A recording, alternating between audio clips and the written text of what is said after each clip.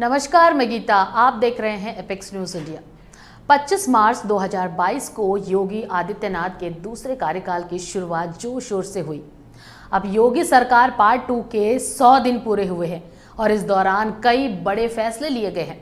योगी सरकार के दूसरे कार्यकाल के 100 दिन के बड़े फैसलों के बारे में जानने के लिए आइए देखते हैं एपेक्स न्यूज इंडिया की ये स्पेशल रिपोर्ट। योगी राज 2.0 चुनौतियों से भरे रहे 100 दिन। हर मोर्चे पर विपक्ष को परास्त करते नजर आए सीएम योगी। भर्ती प्रक्रिया हुई तेज, नए महाविद्यालय बने। डिजिटल शिक्षा की दिशा में लगभग सभी कार्य पूरे।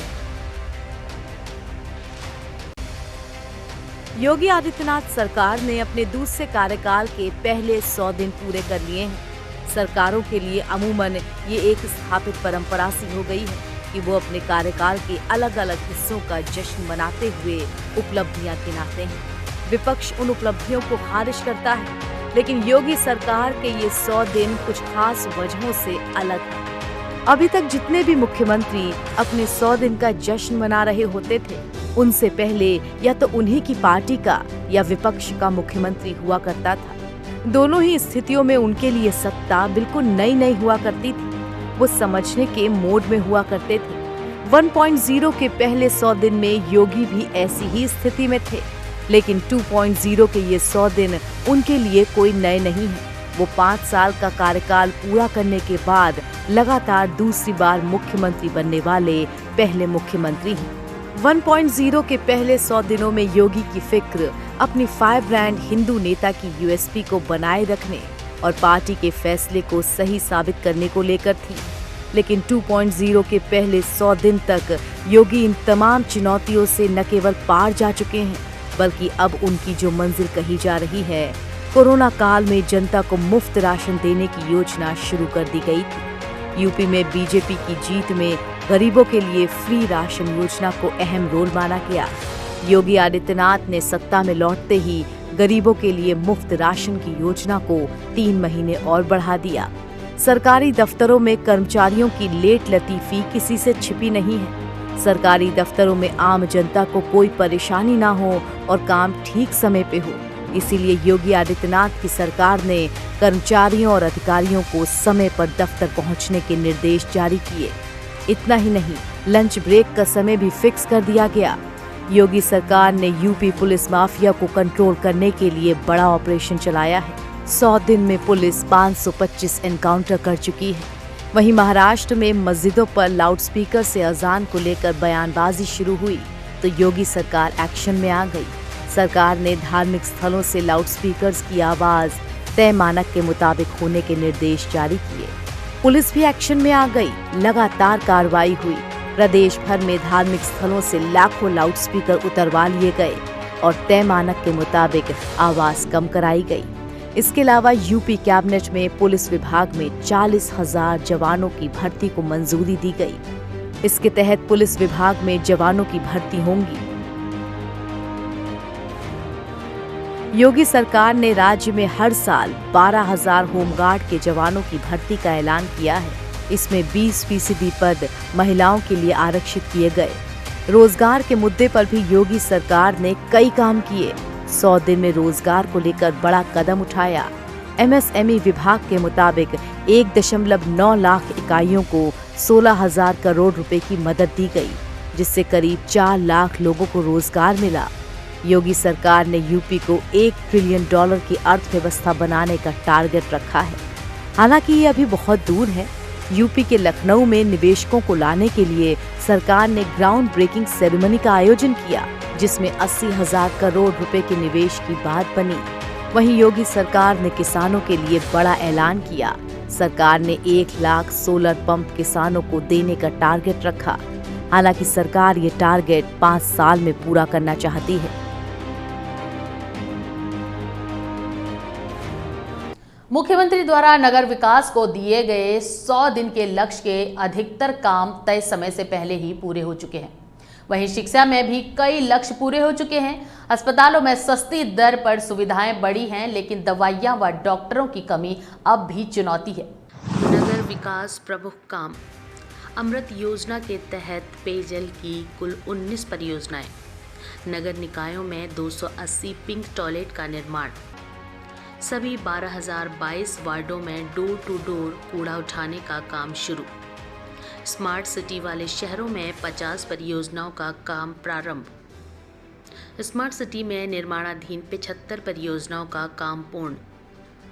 प्रदेश स्तरीय smart city centre digital monitoring centre की स्थापना। केंद्र व प्रदेश सरकार द्वारा चयनित 17 स्मार्ट सिटी वाले जिलों के 102 निकायों को गोद लेने का काम। पीएम स्वनिधि योजना में 84,148 स्ट्रीट वेंडरों को ऋण वितरण। बात करें नगर विकास विभाग की तो योगी सरकार ने 24 में से 22 काम पूरे कर लिए हैं। वहीं रोजगार, अप्रेंटिसशिप और प्लेसमेंट मेले के आयोजन लक्ष्य से अधिक प्राथमिक, माध्यमिक से लेकर उच्च, व्यावसायिक व प्राविधिक शिक्षा के लिए तय किए गए अधिकांश लक्ष्य पूरे हो गए हैं, तो कहीं कुछ पूरा होने के करीब है। ग्रीष्मावकाश के बाद जुलाई से शैक्षिक संस्थान खुलने के कारण शेष बचे कार्य रफ्तार पकड़ने लगे हैं। वहीं रोजगार, अप्रेंटिसशिप व प्लेसमेंट मेलों के आयोजन लक्ष्य से अधिक हुए हैं। माध्यमिक विद्यालयों में सभी विद्यार्थियों की वेबसाइट्स, ईमेल आईडी बनाए जाने व राजकीय विद्यालयों में बायोमेट्रिक हाजिरी शुरू करने का कार्य लगभग पूरा हो चुका है। उधर सरकारी अस्पतालों के मोर्चे पर विभाग काफी हद तक कामयाब भी रहा है, लेकिन दवाओं और डॉक्टर्स की बड़ी कमी चुनौती बनी हुई है। इसी को देखते हुए अगले 6 माह में डॉक्टरों के खाली पद भरने का लक्ष्य रखा गया है। डॉक्टर्स को जेनेरिक दवाइयां लिखने के निर्देश दिए गए हैं, लेकिन जन औषधि केंद्रों पर सभी दवाइयां उपलब्ध नहीं हैं। इन 100 दिनों में काशी ज्ञानवापी मस्जिद में कथित शिवलिंग का मिलना और इस पर दोनों पक्षों की भावनाओं को काबू में करना भी आसान नहीं था। जब ऐसा लगा कि अदालत के आदेश के बावजूद ज्ञानवापी का सर्वे नहीं हो पाएगा और मुस्लिम पक्ष ने सर्वे मस्जिद में नहीं होने देने की ठान ली और प्रशासन के हाथ पांव फूल गए, तब प्रस्तावित सर्वे के एक दिन पहले सीएम योगी ने काशी विश्वनाथ मंदिर का रुख किया और तब जाकर प्रशासन को विश्वास आया और फिर जाकर सर्वे हो पाया। बड़ी चुनौती का एक स्वरूप नुपुर शर्मा की विवादित टिप्पणी के बाद आया, जब प्रदेश भर में जुमे की नमाज के बाद कई जिलों में पत्थरबाजी की घटनाएं हुई। कानपुर, प्रयागराज और अमरोहा में हालात काबू से बाहर होते नजर आए तो योगी सरकार ने कड़ा रुख अख्तियार किया। चुनौती कानपुर में इसलिए ज्यादा थी क्योंकि जिस दिन प्रधानमंत्री मोदी और राष्ट्रपति कानपुर में थे, उसी दिन कानपुर में पत्थरबाजी से दंगे जैसे हालात बन गए। लेकिन कानपुर से लेकर प्रयागराज तक योगी ने सख्त तेवर अपना लिए। कानपुर में चंदेश्वर हाथे पर पत्थरबाजी और प्रयागराज में पुलिस पर हमला हो या पुलिस वैन जलाया जाना, योगी सरकार ने कड़ा रुख अपनाते हुए सख्त कार्रवाई की। ताबड़तोड़ गिरफ्तारियों के बाद हिंसा के मुख्य आरोपी जावेद मोहम्मद उर्फ जावेद पंप के 2 मंजिला घर को 3 बुलडोजर लगाकर ढहा दिया गया। अब बात करें राजनीति की तो आजमगढ़ से निरहुआ का चुनाव जीतना योगी आदित्यनाथ की निजी जीत है और अखिलेश यादव की निजी हार के तौर पे इसे देखा जा रहा है, क्योंकि निरहुआ के सामने अखिलेश यादव ने अपने सबसे विश्वस्त चेहरे और भाई धर्मेंद्र यादव को उतारा था। उधर दिनेश लाल यादव निरहुआ योगी की पसंद थे, जिन्हें जताकर सीएम ने साबित कर दिया है कि संगठन कौशल में भी उन्हें महारत हासिल है और संगठन से इतर अपने उम्मीदवार को जिताने का कौशल भी उनमें है। जब योगी सरकार के 100 दिन पूरे होने वाले थे, तभी देश भर में अग्निवीर योजना के खिलाफ सेना के अभ्यर्थियों का अभियान जोर पकड़ने लगा। बिहार, यूपी और आंध्र प्रदेश में ट्रेनों में आगजनी, तोड़फोड़ और देशव्यापी बंद का सिलसिला भी जोर पकड़ने लगा। ऐसा लगा कि ये आंदोलन पूरे देश को अपनी चपेट में ले लेगा। बिहार से सटे बलिया और जौनपुर में ट्रेन और बसों में आग की घटनाएं अचानक ही योगी सरकार के लिए चुनौती बन के उभरी। जलती हुई ट्रेन और बसों के दृश्य डरावने थे, लेकिन यहाँ भी योगी आदित्यनाथ पास हो गए और कई मोर्चों पर इस चुनौती का उन्होंने सामना किया। कुछ सख्ती और पुलिस अधिकारियों को फील्ड पर उतारने की रणनीति यहाँ काम आई। पुलिस अधिकारी समझाते ज्यादा और डराते कम नजर आए। गिरफ्तारी में भी संवेदनशीलता बरती गई। सेना के अभ्यर्थियों की जो किसी पार्टी से जुड़े नहीं थे, उन्हें पुलिस ने समझाने पर जोर दिया और पुलिसिया कार्रवाई से उन्हें अलग रखा गया। धीरे धीरे योगी का ये फॉर्मूला काम आया। नाराजगी के बावजूद सेना के अभ्यर्थियों ने आंदोलन से दूरी बना ली और राजनीतिक आंदोलन से योगी सरकार आसानी से निपट सकी। योगी आदित्यनाथ सरकार अपने दूसरे कार्यकाल के 100 दिनों में कानून व्यवस्था और अपराध नियंत्रण में काफी हद तक सफल साबित हुई है। योगी आदित्यनाथ सरकार ने इस कार्यकाल में बेहतर कानून व्यवस्था और अपराधियों पर नकेल कसने के अपने एजेंडे को पूरा किया। 100 दिनों में पुलिस मुठभेड़ के आंकड़े: कुल एनकाउंटर 525, गिरफ्तार अपराधी 1034, पुलिस मुठभेड़ में घायल बदमाश 425, पुलिस मुठभेड़ में मारे गए 5 बदमाश। बदमाशों से ये मुठभेड़ में 68 पुलिसकर्मी भी घायल हुए। कानूनी शिकंजा: चिन्हित बदमाश व माफिया 2433, केस दर्ज हुए 17,179, गिरफ्तार किए गए 1,445, कोर्ट में सरेंडर 134, 15 के खिलाफ कुर्की की कार्रवाई की गई। 36 लोगों पर NSA लगाया गया। 788 के खिलाफ गैंगस्टर एक्ट लगा। 618 पर गुंडा एक्ट लगा। 47 के लाइसेंस कैंसिल हुए। 719 पेशेवर अपराधियों की हिस्ट्री शीट खोली गई। वर्तमान में चिन्हित माफिया: 619 माफिया जेल में है। 1744 जमानत पर है। 18 माफिया मारे गए हैं। 52 चिन्हित माफिया की तलाश की जा रही है। धार्मिक स्थलों से लाउडस्पीकर हटाने में योगी की देश भर में तारीफ हुई, क्योंकि मस्जिदों के लाउडस्पीकर पर हाथ लगाने के पहले योगी ने गोरखपुर के अपने मठ गोरक्षनाथ पीठ के लाउडस्पीकर्स को हटवाया। फिर मथुरा के कृष्ण जन्मभूमि के लाउडस्पीकर को हटवाया गया और उसके बाद पूरे प्रदेश की मस्जिदों और मंदिरों से लाउडस्पीकर हटाना आसान हो गया। महज कुछ दिनों के अभियान से ही 55,000 लाउडस्पीकर धार्मिक स्थलों से उतार दिए गए। वहीं दूसरे कार्यकाल में अपराध पर लगाम की बात करें तो उत्तर प्रदेश पुलिस ने माफिया के चिन्हीकरण की संख्या बढ़ा दी।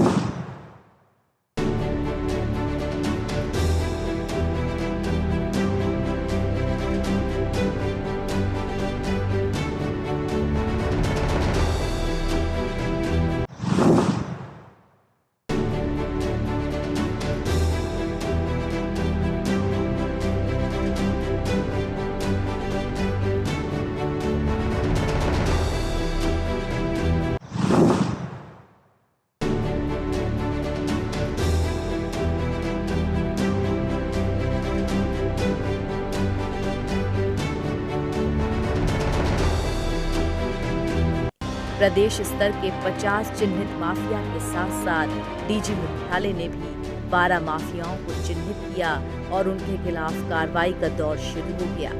गैंगस्टर एक्ट में 25 मार्च 2022 से जून 2022 तक कुल 192 करोड़ रुपए की संपत्ति जब्त की गई। प्रदेश स्तर के 50 माफियाओं के अलावा मुख्यालय स्तर पे भी 12 गैंगस्टर्स की 92 करोड़ की संपत्ति जब्त की जा चुकी है। इस तरह प्रदेश में चिन्हित कुल 62 माफियाओं की अब तक 284 करोड़ की संपत्ति जब्त हो चुकी है। हालांकि हर बवाल पर पुलिस ने समय रहते कार्रवाई भी की और बवालियों को गिरफ्तार कर जेल भी भेजा। जुमे की नमाज के बाद हुई हिंसा में 10 जिलों में कुल 20 FIR दर्ज की गई और अब तक 424 लोग गिरफ्तार कर जेल भेजे जा चुके हैं। अग्निपथ योजना के विरोध में 31 जिलों में कुल 82 FIR दर्ज हुई, जिनमें कुल 1562 पर कार्रवाई भी हुई। वहीं 498 को गिरफ्तार कर जेल भेजा गया। कुल मिलाकर योगी सरकार के 100 दिन चुनौतियों भरे जरूर रहे, लेकिन इसने एक योगी की नई तस्वीर सामने आई जो कई ज्यादा समावेशी है। आप देख रहे थे एपेक्स न्यूज इंडिया की स्पेशल रिपोर्ट। जल्द हाजिर होंगे एक और स्पेशल कार्यक्रम को लेकर। तब तक के लिए बने रहिए हमारे साथ सिर्फ एपेक्स न्यूज इंडिया पर।